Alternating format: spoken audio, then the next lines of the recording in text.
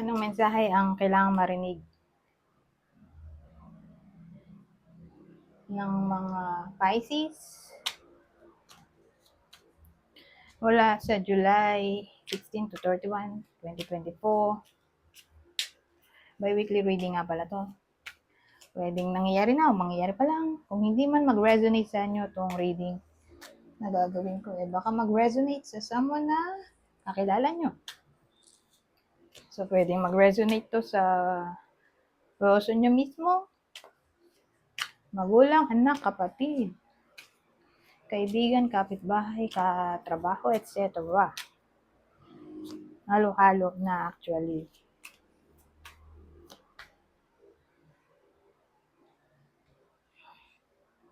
So, Pisces na tayo. Huling sign. Oh, baliktad lahat ah. Pero ito maganda. Magandang baliktad. Ito. Ano? Oh.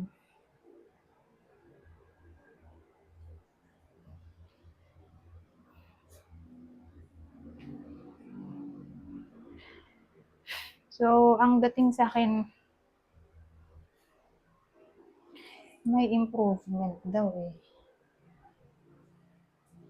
So, saan yung improvement dito?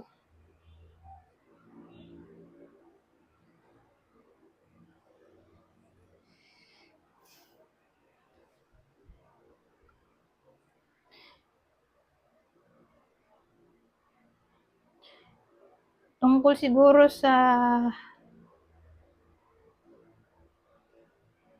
someone na para bang laging nakikibagay.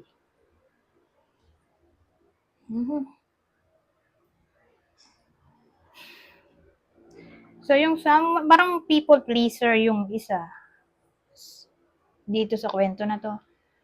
So, may iba sa inyo na, yun nga, people pleaser. So, pag sinabi mong people pleaser, selfless siya eh. Inuuna muna niya yung iba bago sa sarili niya.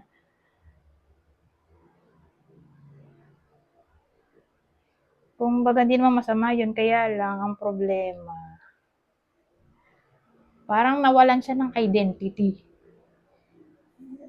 Kung baga, sa sobrang people pleaser niya, hindi niya na napaprioritize yung sarili niya. Nakalimutan niya na yung needs niya ba. Ganun. Lagi niya kasi inuuna muna yung iba bago sa sarili niya. Kasi pag ganun na people pleaser, pwede rin kasing may tendency na madali siyang ma-take advantage, ma-manipulate.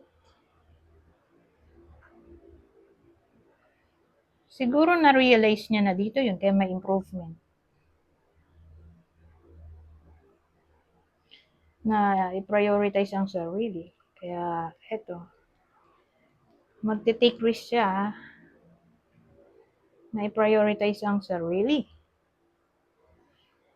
Di ba? Magte-take risk. Di ibig sabihin, may initiation ng action. Ang problem, sa una lang yon, yung kanyang decision, hindi niya ma-maintain na mag-let go sa ganong toxic situation o personality o behavior na para kasi siyang walang buntot. Pag ganun kasi people pleaser, madali ma-manipulate, ma-persuade. Parang walang isang salita. Pabago-bago ng isip. Kaya nga madali siyang ma-take advantage. So again, magta-try siyang maging matapang. At isipin naman ng sarili. Kaya lang sa una lang yun. Hindi niya matutuloy-tuloy. So, sabihin natin magiging matapang nga siya, no? I-exert niya yung rights niya para hindi na siya maabuso, di ba? Ma-take advantage. Kaya lang, madali nga kasi siyang ma-persuade. So, yung binild niyang wall, madali rin mawasak. Madali kasi siya mauto. Hindi niya kayang panindigan yung sarili niya. OMG. Yun ang negative. Nagawa naman siya ng way dito na maging positive. Kaya lang, di niya nga panindigan. Masyadong mabait kasi yung tao dito eh. Anyways, mag-ingat na lang sa taong sasabihin ko mamaya. Kasi yung tao na sasabihin ko, yun yung possible na pwedeng mag-take advantage sa ibang mga Pisces. So, kung may kilala kayong Capricorn o kapwa nyo Pisces, di beware. Kasi sila nga yung pwedeng mag-take advantage sa iba sa inyong Pisces. Kaya lang kauri nyo yung isa, oh. OMG. Anyways,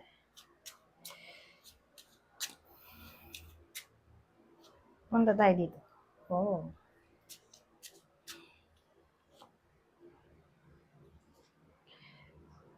So, dito may, tayo? 7 of Hearts at 10 of Spades. 10 of Spades. 7 of Hearts. Well, pangit din ng combination, no? Kasi pag ganito, may someone na, katulad din ng sinabi ko kanina, hindi kayang panindigan. Pero this time, dahil heart to, yung feelings. Yung kanina kasi in general, lahat na lang hindi niya kayang panindigan. Okay? Pero ito, tungkol lang sa feelings. Hindi niya kayang panindigan. Kumbaga, hindi mo maasahan yung kanyang loyalty sa madaling salita.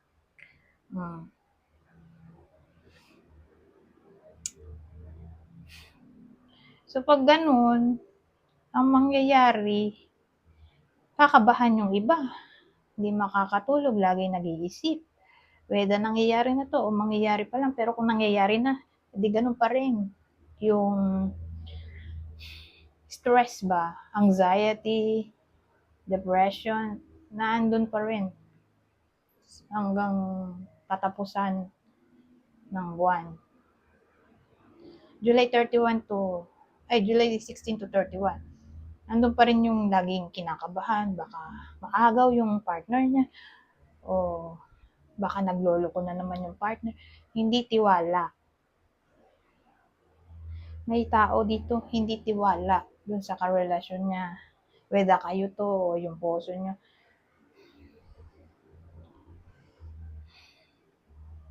Eh di lalo na kung may history, di ba?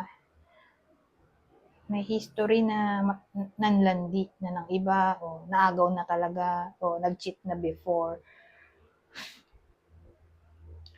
Kasi grabe yung dito. Pagkabahala.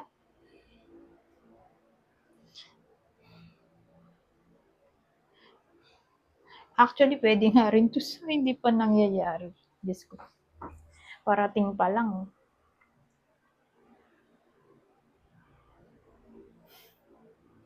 Worst case scenario, breakup to. Pwedeng mag-lead sa breakup. O ma-stuck sa ganong situation. Alin man sa dalawa, pero kahit saan mo tingnan, pangit pa rin yung result, di ba?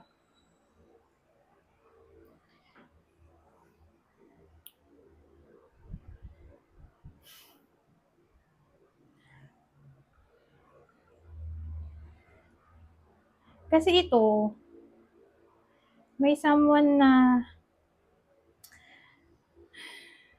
yung loyalty niya hindi buo. Na parang bang madali siyang maagaw ng iba. Landiin mo lang, ayan, naagaw na. Pakitaan mo lang ng kabutihan, bigyan mo ng pera, bigyan mo ng kung ano. Yung loyalty niya hindi buo o madaling mawasak, marupok ba?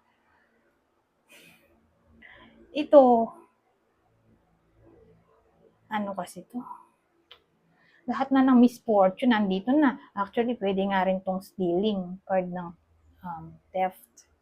So, pag ganun na marupok, madali siyang manakaw dito. So, cheating na yan, di ba? Whether nangyayari na yan o mangyayari pa lang, beware.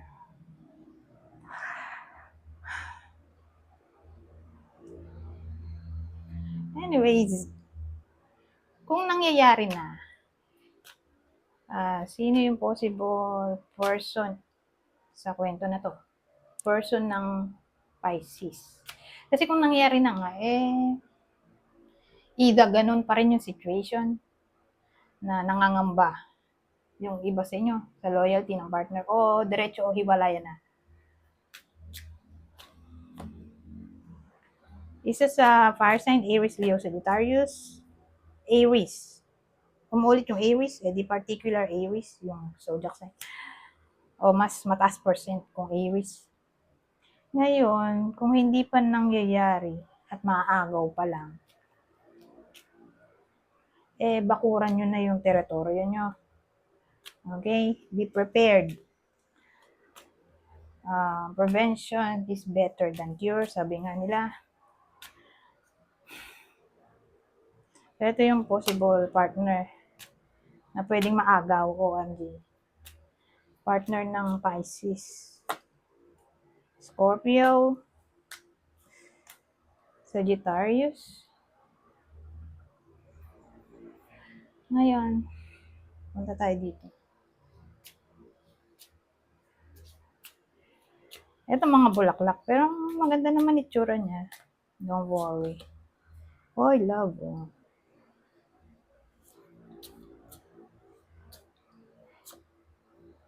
Desire. Love, desire. Well, actually, pwede kasing vice versa yung reading. So, kung hindi man kayo yung machi-cheat, baka kayo yung mag-cause ng cheating. OMG, beware sa mga in relationship o kasal na. Kasi may love desire tayo. So, pag sinabi mong ganyan,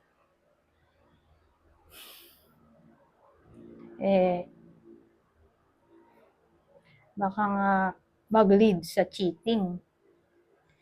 Kung ididikit natin sa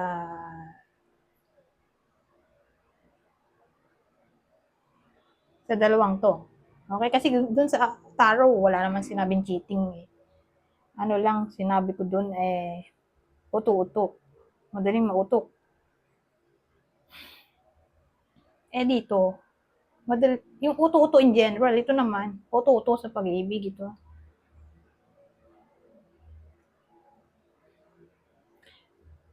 So, beware, di ba? Pero doon sa positive scenario, isasama natin yung love at desire.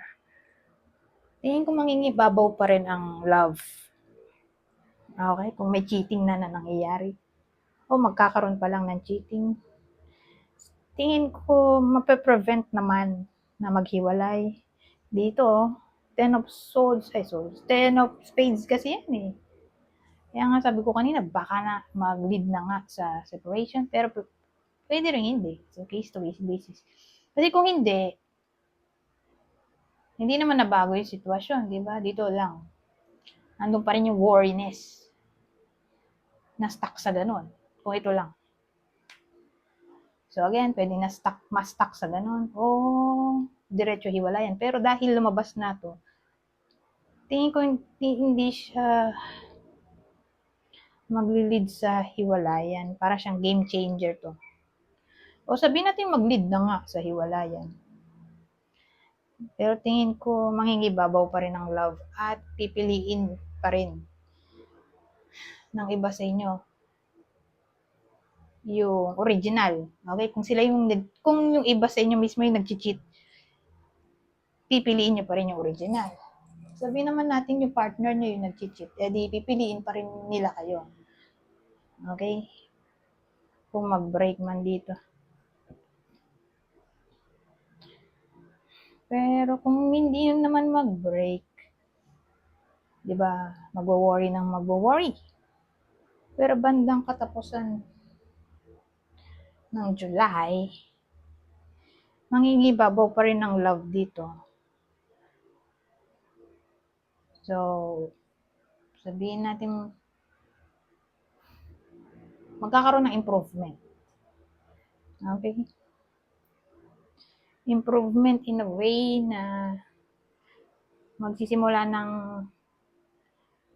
iwasan. Nung nagluloko yung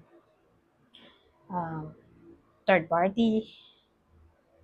Hindi man to literally 100% na maghiwalay na sila bandang katapusan ng July. May realization dito na maaaring mangyari na iwasan na yung third party. So, probably July onwards, baka July onwards. August onwards, magdesisyon na yung nagloloko. Naiwan na yung third party. At mag-stick na lang dun sa orig. Eto, dito sa dalawang to. Anyways, hanggang dito na lang. Goodbye for now.